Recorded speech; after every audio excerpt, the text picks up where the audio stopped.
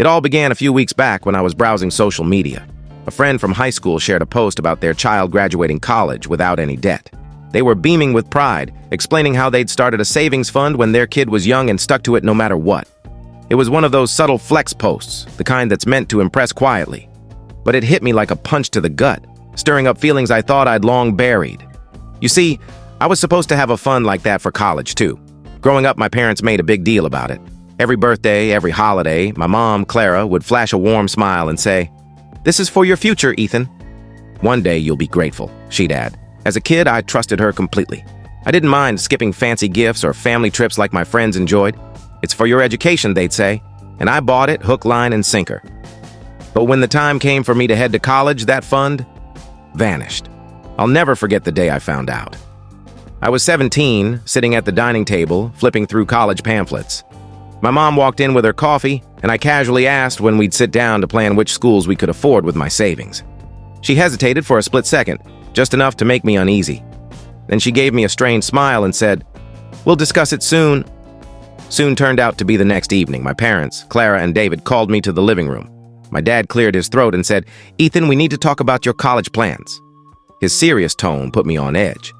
That's when they dropped the bomb. My college fund was gone. At first, I thought something terrible had happened, like they'd been conned or hit with unexpected expenses.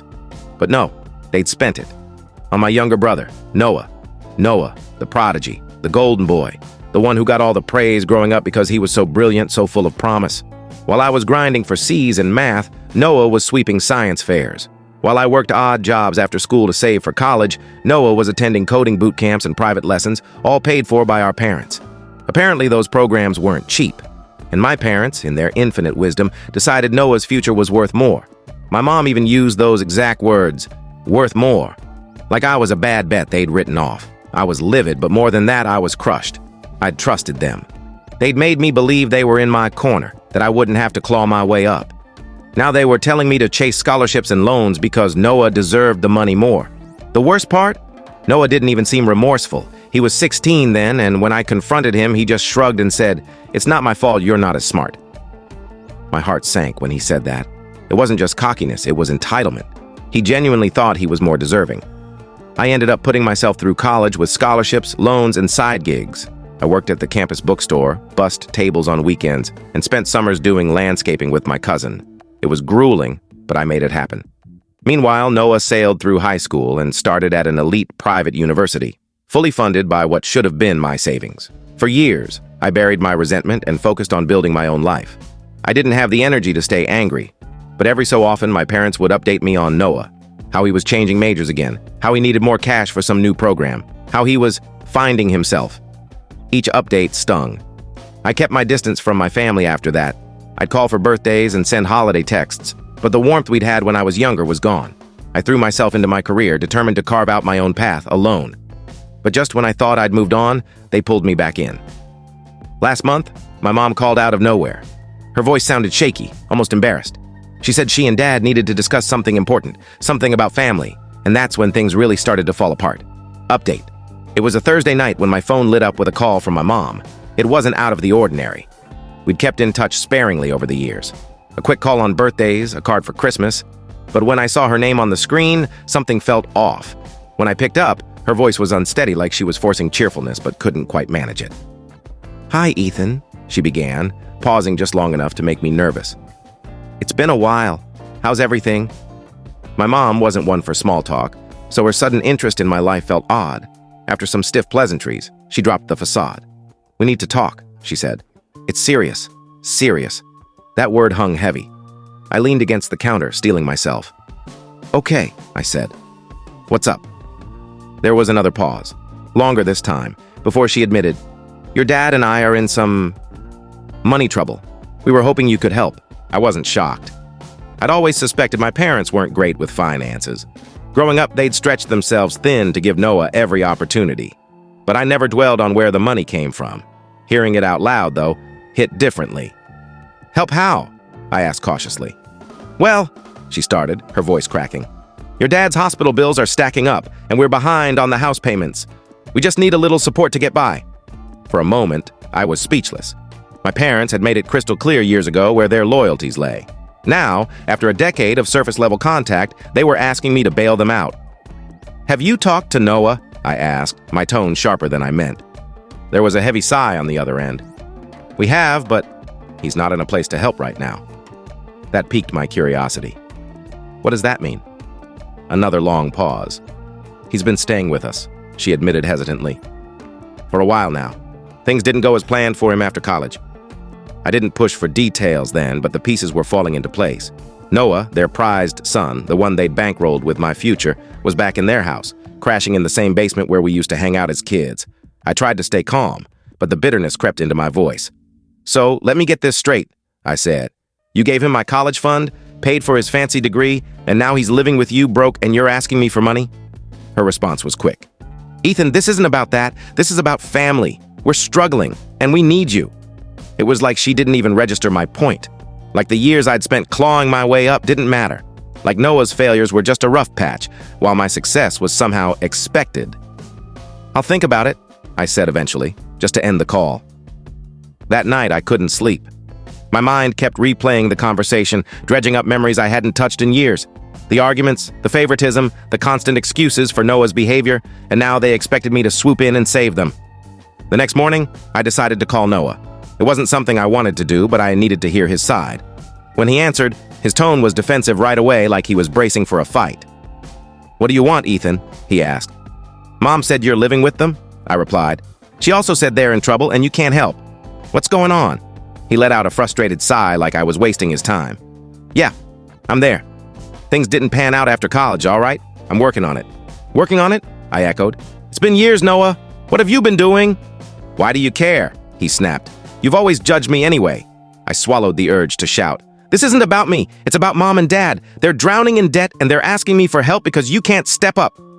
His response was heated. "Oh, so you're the perfect son now? Mr. Independent, spare me. You wouldn't be where you are if they hadn't fed you and kept a roof over your head growing up." That struck a nerve. I took a deep breath before replying. "They poured everything into you, Noah. They gave you what was mine and you still blew it." There was a long silence. Finally, he said, "I don't need your lecture." "Maybe not," I shot back. "But you need to get your act together, because I'm not fixing your mistakes." I hung up before he could reply. Over the next few days, I wrestled with what to do.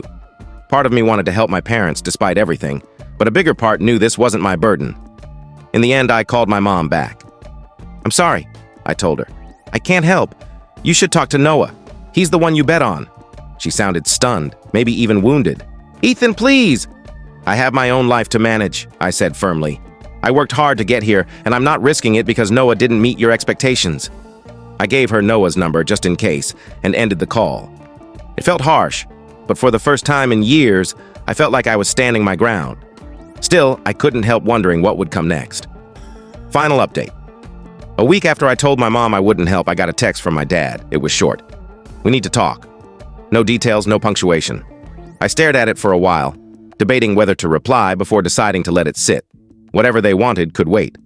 A few days later, I got an email from an unfamiliar name. The subject line was vague. "About your family." I nearly trashed it, thinking it was junk, but curiosity won out. The message was brief and blunt. "Hi, Ethan. You don't know me, but I'm Noah's landlord. He listed you as an emergency contact. He hasn't paid rent in 3 months, and I can't reach him. Thought you should know." Tom, I was floored. Noah had apparently left my parents' house without telling anyone, including me, and was now dragging my name into his chaos. My first instinct was to call my mom and demand answers, but I stopped myself. No, this wasn't my mess. I'd made that clear. But then something happened that forced my hand. A week later, I found a certified letter in my mailbox. It was from a debt collector. Noah, it turned out, had used my name and credit as a cosigner for something. I had no clue what, but the letter claimed I owed $12,000. I was furious. My hands shook as I read it, my mind spinning. How could my own brother sink so low? I took a day to cool off and gather evidence before acting. I called the debt collector and explained I'd never co-signed anything for Noah. They suggested filing a police report for fraud, which I did the next morning. But I wasn't done. I decided Noah needed to face the consequences.